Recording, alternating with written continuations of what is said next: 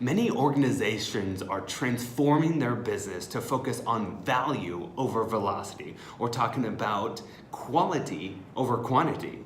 However, there are many organizations complaining that it's still hard to keep the lights on. So, how do you find the right go-to-market strategy?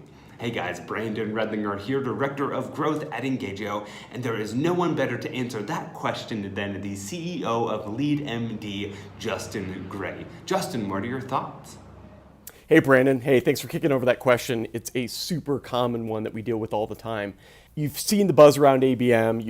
You're seeing this wave building around you. And of course, you naturally want to ask, is ABM right for my organization, right? We can start answering that question with some really simple dimensions. Number one, it's going to require that your marketing and sales team get better aligned to answer these questions, because these are some items that marketing just inherently doesn't deal with on a daily basis, and dealing with them is going to be really positive. So first and foremost, how many accounts are you dealing with? What does your ideal customer profile look like?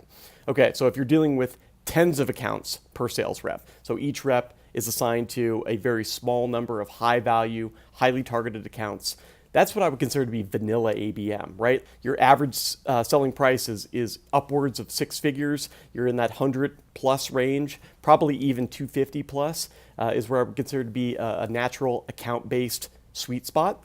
Or are you dealing with hundreds of accounts? This is where things start to kind of gradiate, and you start to see that benefit of hyper-targeting, hyper-personalization, but you're still able to apply some scale. And then moving all the way into what I would call targeted demand gen, where you're dealing with thousands of accounts per sales rep. And really you're just taking some of the best practices, that customization, that personalization, and you're applying it to your outbound, your demand generation function, which quite frankly is something that needed to happen anyway. We've seen the type of results that outbound demand generation, outbound cold calling, all of these bulk strategies, we've seen the results that they deliver, and they're pretty poor.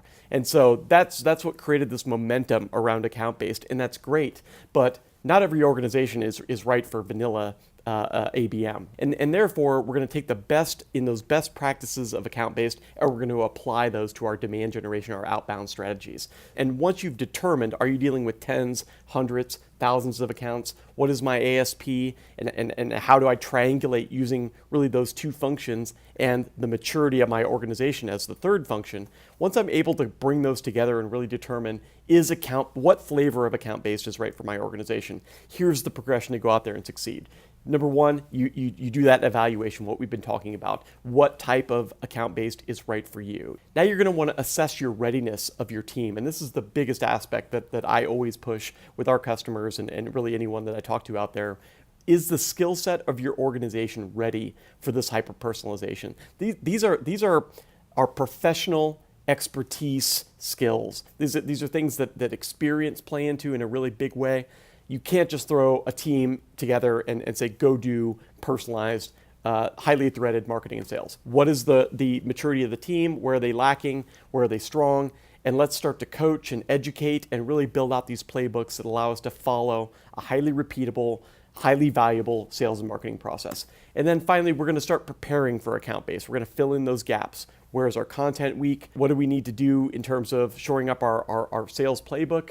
Do we understand our buyer? Do we have really strong personas? Do we have messaging that aligns to those buying needs? And then the age-old pilot. Let's run this in a really small, controlled environment where we take some high-value target accounts. We light up kind of a sales and marketing SWAT team. We've got a strong sales playbook that they're going to create their go-to-market motions around, benchmark it first, determine what that pilot's going to yield, and then use that story to get buy-in from the rest of the organization. Really key point. And then finally, true implementation. That's where we're going to start bringing on software to scale. We're going to be providing some additional air cover through marketing. We're going to roll this out to our larger mid and enterprise level teams. And then the great thing about it is a lot of organizations have a dual go-to-market where they've got maybe an SMB business line that is much more tailored and much more applicable to a targeted demand gen approach. They can take some of those learnings, they can take some of that content, those motions, those sales playbooks that we developed, and we can bring those down into the SMB or into the scale business.